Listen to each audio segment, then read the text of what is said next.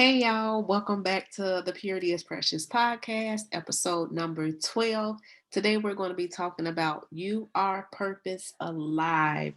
You are purpose alive. I love this topic because I am a firm believer that each and every last one of you have a great purpose that surpasses our understanding. We are constantly growing and evolving into who it is that we were originally created and crafted to be. And because of that, we are nothing but overcomers, and we have a great purpose and a great reason in regards to why we were placed on this earth. One of the things that I love is that we are all created for a specific purpose, crafted through our shortcomings, experiences, and our traumas. So, no matter what it is that you've been through, no matter what it is that you've gone through, no matter what it is that you have encountered, you were specifically crafted for your purpose based upon those different hardships. And so I want you all to know that it is your purpose that birth healing, transformation, and that has the potential to set people free in their lives on the right track and on the right path. So, without further ado, I want to go ahead and just go ahead and jump right on into what it is that purpose does. Because you are purpose alive, purpose manifests through hardships. Have you ever felt like you have always been getting the butt end of the stick, or that you are always being thrown hardships, and that life has been so unfair to you, and you feel like things is never panning out and working out in the way that you originally hoped that it would, and it makes you become a tad bit frustrated? That is because you have a greater purpose and a greater call on your life. There was many a times in my own life where I felt that way as well, and where I felt like things is not fair. I can't wait till this journey is over. And when I say I can't wait till this journey is over, I mean I can't wait until I die, because I was tired of living in this type of a internal turmoil. And so, because I felt like that or whatnot, I had to start to learn that my hardships were not to kill me. They were not to make me feel as though I was less than. They were not to break me, but they were made to cause my purpose to come alive. And that is exactly why we have that. So, what is something that works your last nerve? What is something that you can teach, talk about, or establish a framework around? That right there, whatever that may be for you, is indeed your purpose. That's why you see me always talking in regards to purity, sexual abstinence, different contexts on, sexual purity in regards to virginity, celibacy, abstinence, and purity. So you hear me talk about those different things, and that is because for a long time, purity has been one of my hardships. I have not going into deep detail yet, but I will, where I talked about masturbation. I will be going into detail about other things where at one point in time, was wrapped up into pornography. I will be going into details about things that had happened and transpired even in my own personal life. And it wasn't until I was able to finally get myself free and finally break through and finally stop becoming a victim to those things that I was able to start to learn and develop and discover what it is that my purpose entails. So, purpose is manifested through hardships. Our hardships train us through our endurance what our purpose is and what we are created for. So, whatever hardship it is that you have, whatever it is that you're going through, whatever it is that you're struggling with, whatever it is that's happening, that thing is there to train you to train you for your endurance on what your purpose is. So as you begin to train more, and you train through going through the process. That's what it is. So you train through going through the process, through walking through the process, through walking through the hardships, through walking through the pain, through walking through the trauma. And you start to understand why you had to go through it, what purpose it came to serve, what is it that it's doing for you in your life, and what is the very thing that you learn while you're going through the phase. That's your hardship training you what your purpose is and what you were originally created for. The other thing that I wanted to touch on is that the manifestation of purpose arrives when we settle within what we thought we knew to be true in exchange for the possibilities of the unknown allowing us to become more susceptible to unwavering faith. So when we get rid of what we thought we knew to be true about us, we become more susceptible to having faith that is rock solid. We become more susceptible to being one with what it is that God called us to be, with what it is that God called us to do. And we make it known that we won't be jellybacks. We won't be easily broken. We won't be able to be easily discarded, but we have a faith that is set on God, and we know that we trust Him for what it is that He wants to do with us and where it is that He wants to take us. And we don't neglect the process. We don't abandon the process. We stick through the process. We walk through the process. We understand the process. And even the things that we don't understand, we allow for God and we wait until God gives us the revelation and the full understanding concerning it. So we don't come to a place where we are in over our heads per se. There will be times where you will definitely feel that way, but at the end of the day, we know and we talked about learning and knowing how to surrender things to God. When we surrender those different hardships to God, we become unwavering in our faith. The next thing that I wanted to talk about is that you live through it. So now the only thing left for you to do is to flourish. You have one job on this earth to do, and that is to flourish in the purpose that God created for you. When you flourish in the purpose that God created for you, that means that you become one with the very thing that He called you to do. That means you made a decision to stop fighting against it, to stop trying to override the purpose and the call on your life. And trust and believe me, y'all, there were many times when I wanted to override the call to purity. There were many times when I wanted to override the call to speak. There were many times because I always felt like I didn't have a voice to speak. I was too flip mouth. I was a person that said the things that people did not want to hear. And I was also the person that said things that were easily offensive to people. And truth be told, throughout my podcast, you might get offended by something that I'm gonna say, but in my mindset, I feel like you're gonna be all right. But that's the point. I never felt like I was someone that was called to really speak because of my tone and because of the level of authority that can come behind my voice. But at the end of the day, I am now coming into a place where I'm fully okay with my purpose. I'm fully okay with what it is that God called me to do and to be. And I'm getting more comfortable with my own voice, which means that I'm trusting God with my voice. Every day when I get ready to do a podcast, I surrender my voice to God and I ask for God to be my mouthpiece for that day. I really do. And God is my mouthpiece for each podcast that I've done, but He allows for me to mix my personality with it so that I can be authentic and transparent in my own journey, in my own podcast. And so that's one of the things that I want us to understand is that when you flourish in your purpose that God created for you to, you will only continue to rise. You will only continue to grow through it. You will only continue to manifest the greatness that God has called for you to do. So regardless of how you got through it, you lived through it. Now your priority should be pulling others out of the same ensnarement that you walked through. That is the reason why I created the Purity is Precious podcast. That is the reason why I created Purity is Precious, the not for profit.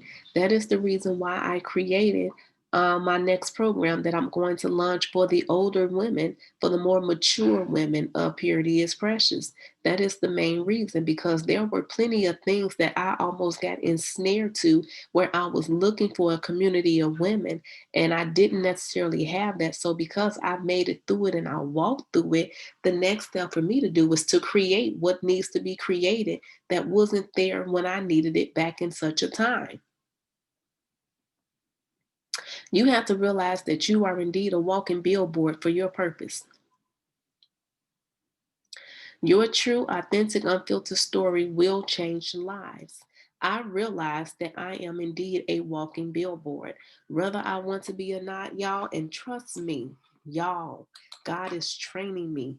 God is giving me insight. God is making me become okay with the attention.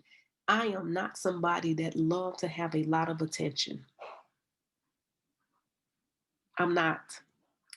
And there have been many times, and that's there have been many times Like, even with my social media accounts, it's taken a lot of out of me to really come and post things every day or all day to, and not just to grow the following.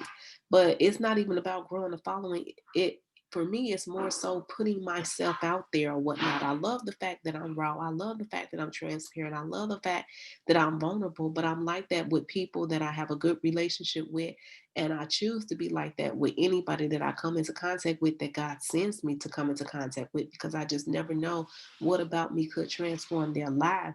But at the same time, it is extremely it has been extremely hard for me to come up out of my own little shell and to allow for people to be in my life. And that was one of the things, is that I cannot stand, when I say I don't like attention, I normally do not like attention, because it used to irk my last nerves to always feel like I'm being watched when I'm coming and going. And so now I believe that irking my nerves so bad was literally God allowing me to get used to that, because I don't necessarily know what the full platform is that God is going to place me on in the years to come. But at the end of the day, what I do realize now is that because I lived through it, I must flourish. And as I flourish, I am a walking billboard for the purpose that God has for my life. And my only job is to make sure that I am true, authentic, and unfiltered in my story, so that I may change and transform lives. That I do know.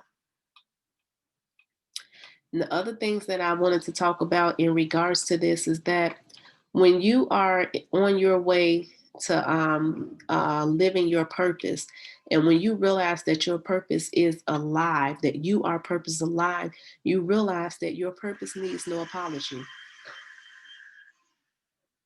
So, first things first, stop apologizing for what you went through. Once you acknowledged and healed, make no apology for it any longer. Stop apologizing for what you went through. And one of the things that I want us to recognize is that as we stop apologizing for what we went through, and as we stop being the people that always trying to make excuses for what we have gotten or what we went through and what we walked through, we become better individuals. You owe no man nothing but to love them. And if they are not bent on understanding you, if they are not trying to understand your purpose, then that's their problem. It's not yours. But you owe no man nothing but to love them. Your purpose needs no apology. When you are called by God, you will rub people the wrong way. It's inevitable. It's going to happen. People will choose to not understand you. People will choose to stand against you. People will choose to say things that goes against your character. People will do all kind of manner of things, and it is your responsibility to still smile, to still love them, to still move forward, and to still choose to be the best version of yourself that you know to be, that you know that God is creating you to be. That is your only job. So even when you rub people the wrong way, all you have to do is say, all you have to do is say, hey, I spoke what I believe I heard God tell me. And at the end of the day, I choose not to make no apology for it. So when you are purpose alive, and when you are moving in the very thing that God has called you to do, you will not have everybody around you that's going to cheer you on, that's going to encourage you, that's going to be in your favor. You will not have everybody around you like that. And you not having everybody around you like that is perfectly okay. But one thing that you do have to know is that God made no mistake when He created you. God made no mistake when He assigned your purpose to you. God made no mistake when He called you to do many great exploits and many great deeds. God made no mistake when He saw what your past and your purpose looked like. When He saw your past, the things that you cringe at, the things that you can't look at, the things that hurt you to think about. At the end of the day, it never changed God's mind for you. You want to know why? Because God saw you as a purpose manifested. God saw you as a purpose worth the risk. God saw you as a purpose well worth the journey. And God decided that regardless of what you go through, He's going to hold your hand and take you along the way with Him because He knows that He can trust you. Why not continue to walk through what it is that God created you to do and to become as long as God holds your hand and walk with you? Why not allow for God to have access to every area of your life because you trust Him so much that you know that in spite of He will not fail you.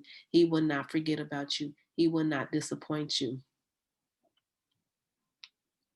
When you realize that you are purpose alive, when you realize that you are purpose manifested, when you realize that you are a purpose that is necessary, when you realize that you are a purpose without flaw, you walk boldly, you walk strongly, you walk into it, and you choose to embrace the very thing that God called you to do, that God called you to be, that God called you to become. I want you to stop apologizing for your purpose. I want you to stop apologizing that people don't understand what it is that God called you to do. I want you to stop apologizing because your purpose may look better than someone else's purpose. I want you to stop apologizing because God trusts you. I want you to stop apologizing because God has not forgotten about you. I want you to stop apologizing because God loves you and God loves them. You owe no one anything. And stop allowing for people to hold things over your head.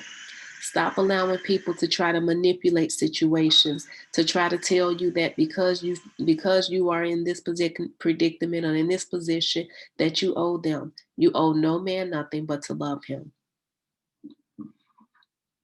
So, sis, I want you to know that you are purpose alive and that you are called to do wonderful things, and the good things is deep down inside of you that you already know. It's just a matter of you fully believing it so that you can step boldly into it.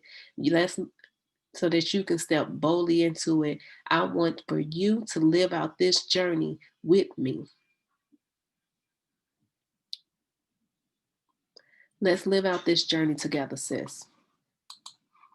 And that's all I got for today, y'all. I love y'all. I love y'all. I just gave y'all a quick mouthful on some things, but guess what, y'all? We're going to move through this together, y'all. I am so excited that you all are still trekking along with me. And thank you so much. Don't forget to send me an email or to hit me up in my DMs. Let me know what you thought about this podcast or any other podcast for that matter. I look forward to hearing from you all. Check me out on Instagram at precious_joy30, at the Purity is Precious podcast, and at Purity is Precious. I look forward to seeing you all, and I hope you all have a wonderful week. I love each of you. I'll talk to you later. Bye bye.